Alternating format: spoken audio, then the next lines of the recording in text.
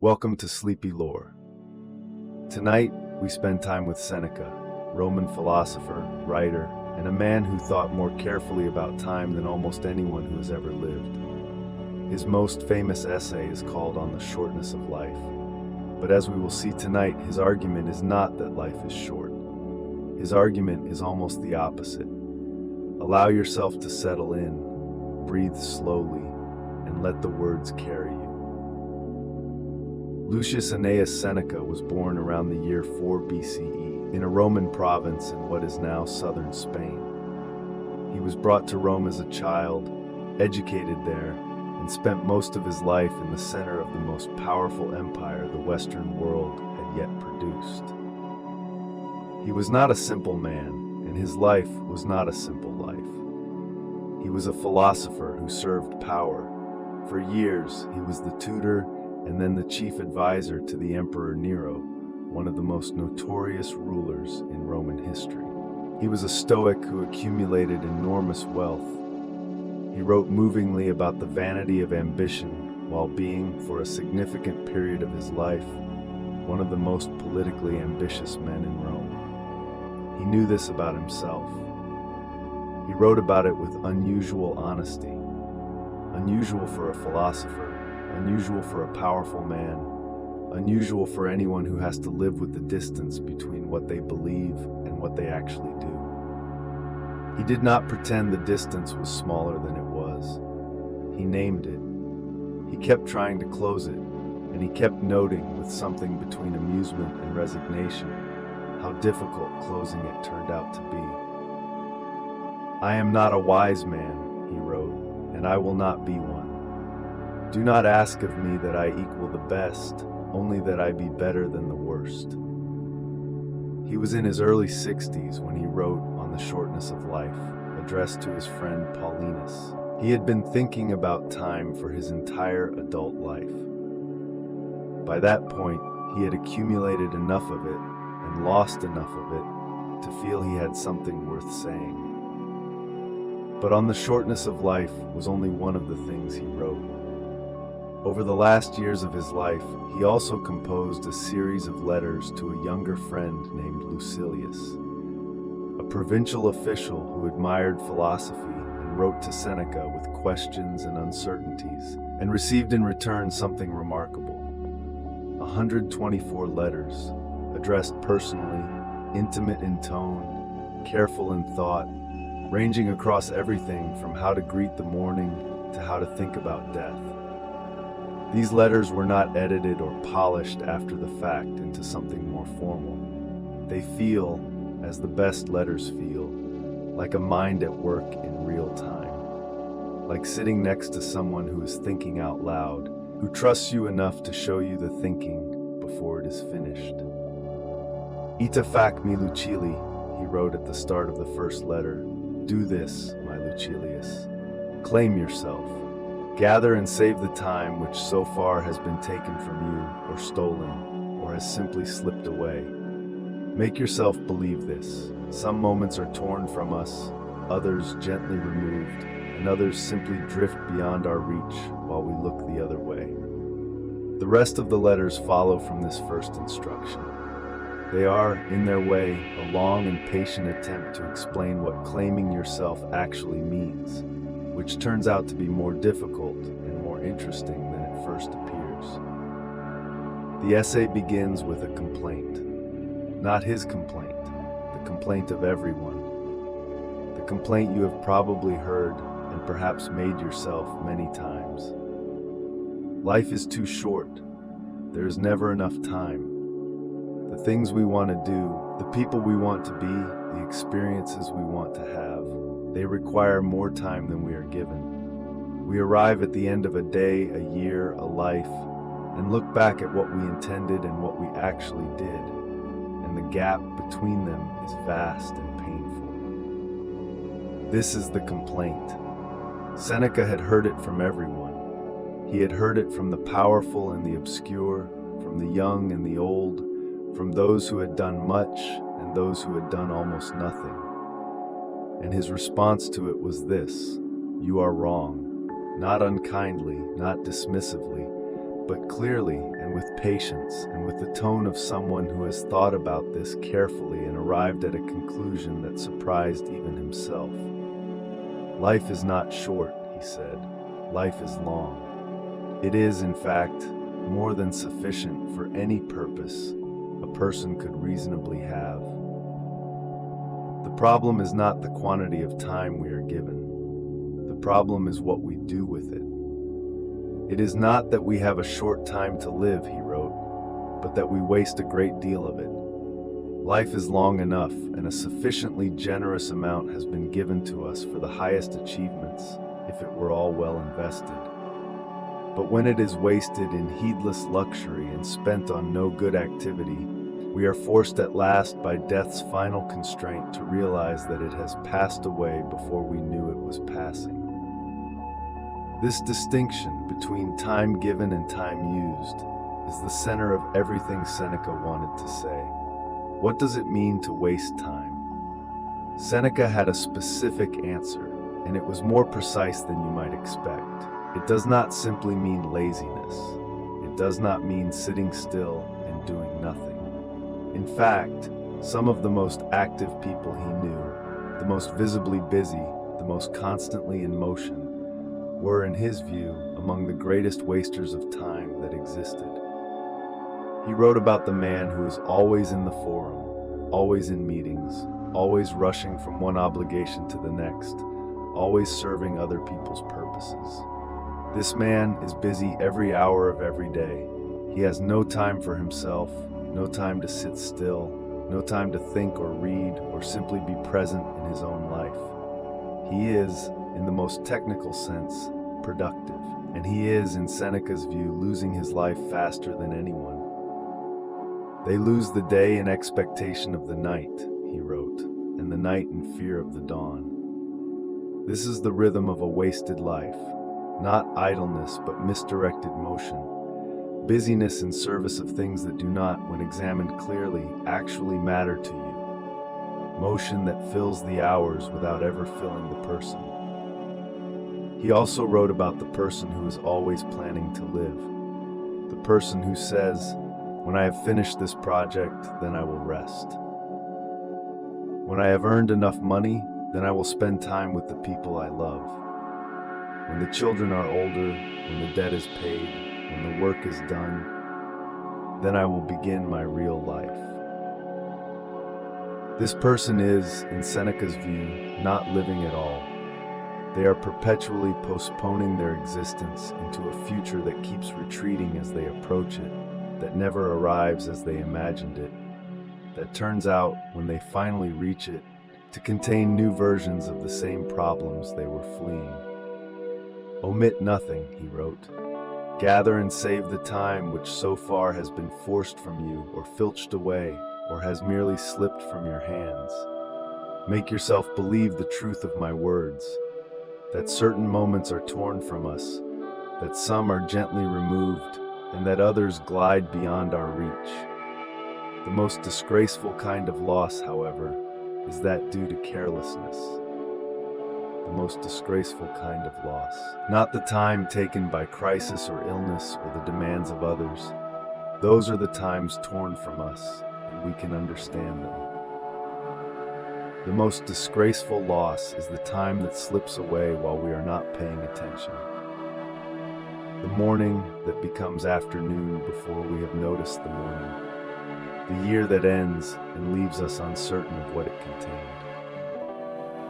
There is another category of time waster that Seneca writes about with particular care. The person who gives their time away to others without noticing they are doing it. He is not talking about generosity.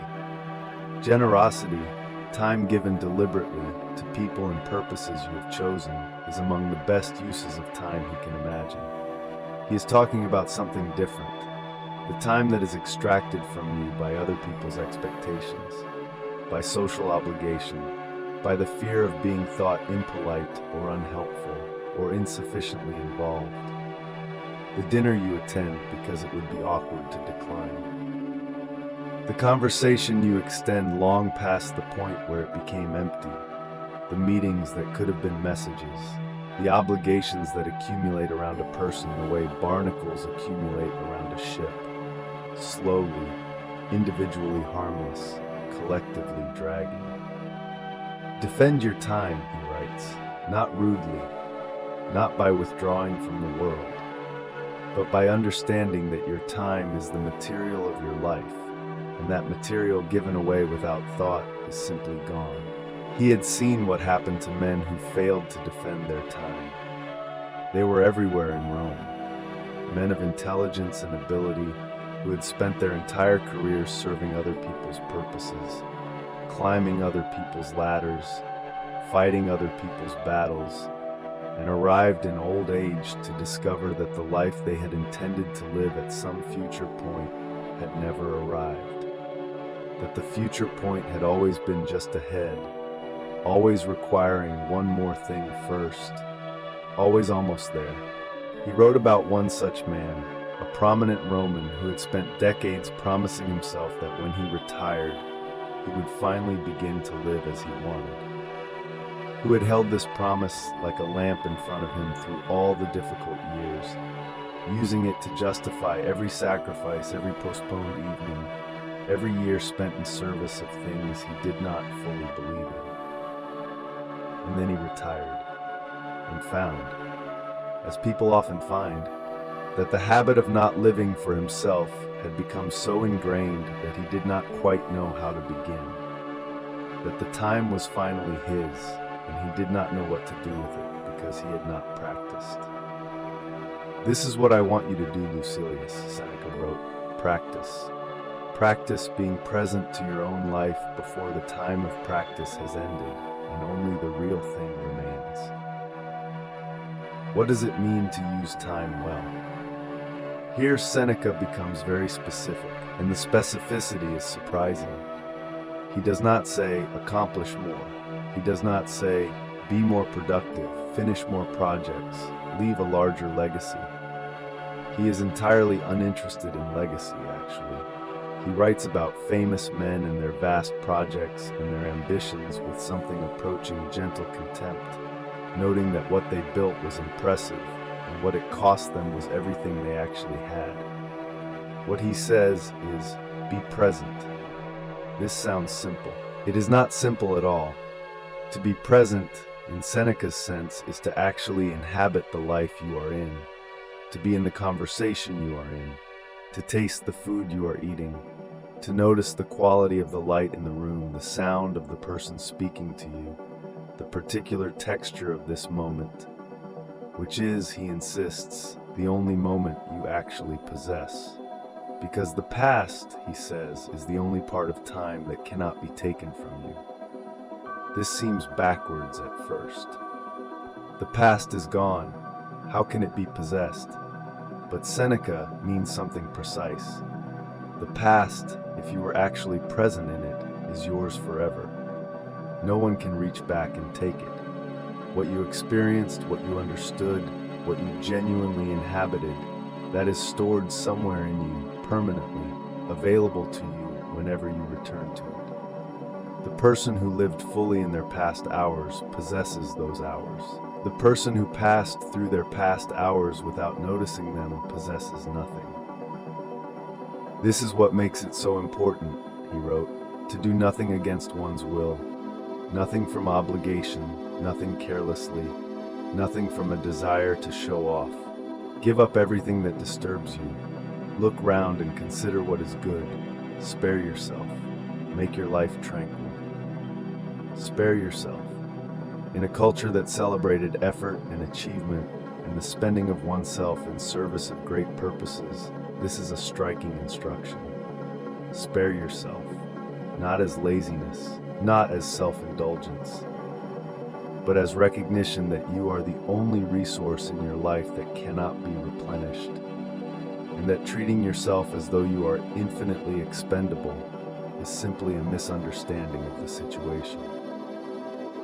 There's one more thing Seneca says about presence that is worth holding before we move on.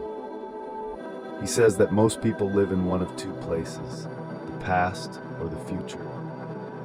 The person haunted by regret lives in the past, turning over what happened what was said, what was lost, what they should have done differently.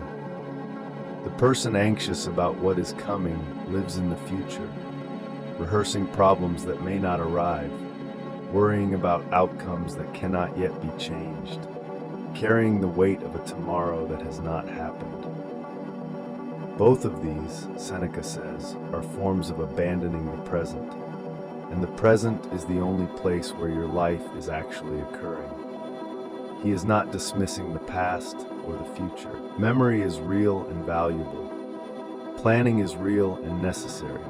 But there is a difference between visiting the past and living in it, between considering the future and being consumed by it. The person who can hold the past and future lightly, as information, as context, as material for understanding, while remaining rooted in the actual present moment, this person is, in Seneca's view, practicing the most important skill available to a human being. It is the skill of being where you are. It sounds obvious. It is not obvious at all. Most of us, most of the time, are somewhere else entirely. In a conversation we had yesterday, in a meeting we have tomorrow, in a version of our lives that exists only in anticipation or in memory. The present moment, the actual specific now, passes largely unvisited. Collect and save the hours, he wrote. This is the only way to own your time, to actually be in it. He wrote about philosophers, or rather, he wrote about the particular kind of time that philosophy, thinking, reading, reflecting, talking seriously with people you respect about things that matter, creates. This kind of time, he believed, did something ordinary time could not do. It expanded. Not literally, an hour of reading is still an hour, but the person who emerges from an hour of genuine thought is, in some sense, more than they were when they entered it. They have moved not just through time, but through something. They have added, in some small way, to their understanding of what it means to be alive. And because this kind of time enriches rather than depletes, it creates a different relationship to the past. The person who has read the great writers and thinkers of previous generations has, in a real sense, lived alongside them.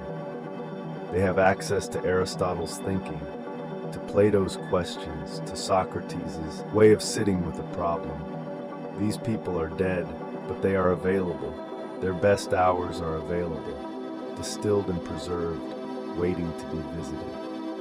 Of all people, he wrote, only those are at leisure who make time for philosophy. Only those are really alive. For they not only keep a good watch over their own lifetimes, but they annex every age to theirs. To annex every age. To live not just one life, but many. To have access to the wisdom and experience of everyone who thought carefully before you. To carry them with you as companions into your own time. This is what reading does. This is what thinking does. This is why Seneca, even now, 2,000 years after his death, can sit with you in the quiet of this evening and say, I thought about this too. You are not alone in this. Here is what I found. Seneca's own death came in the year 65 CE when he was around 70 years old. Nero, the emperor he had advised and guided and tried to moderate for years, ordered him to die.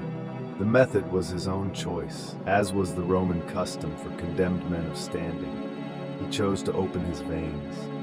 His wife, Pompeia Paulina, who loved him, insisted on dying with him. Seneca persuaded the soldiers present to stop her. He did not want her death on his account. He wanted her to continue. His death was slow, as such deaths often were. He remained, by all accounts, calm, or as calm as a person can be, which is to say, not entirely calm, not theatrical about it either, but present, talking with his friends, thinking out loud, doing what he had spent his life practicing. When the blood came too slowly, he took hemlock, the philosopher's poison, the same poison that had killed Socrates 5 centuries before in Athens. And when that also proved insufficient, he was carried to a steam bath where he died. His final words were not recorded precisely, but those who were there described him speaking until very near the end. Not about fear, not about regret, but about ideas. About how to think about what was happening. About the fact that what was being taken from him was only the remaining time, and that the time he had already lived, if he had lived it well, was already fully his. It was the argument he had been making his whole life. He was still making it at the end. This is either very admirable or very human or both. Perhaps it is simply what a good death looks like for someone who spent their life thinking about how to live. Not perfect, not without fear, but present and still trying. What Seneca was trying to say, in On the Shortness of Life and in the 100 other letters and essays he left behind, is not complicated.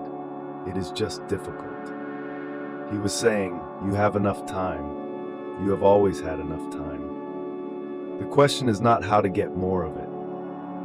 You cannot get more of it, but how to actually inhabit the time you have. He was saying, the life you keep postponing until conditions are better is the life you are living right now. This is it. The conditions are these. The person you intend to become when you have more time, more money, more freedom, more certainty. That person is only available now, in this moment, with these resources, in these circumstances.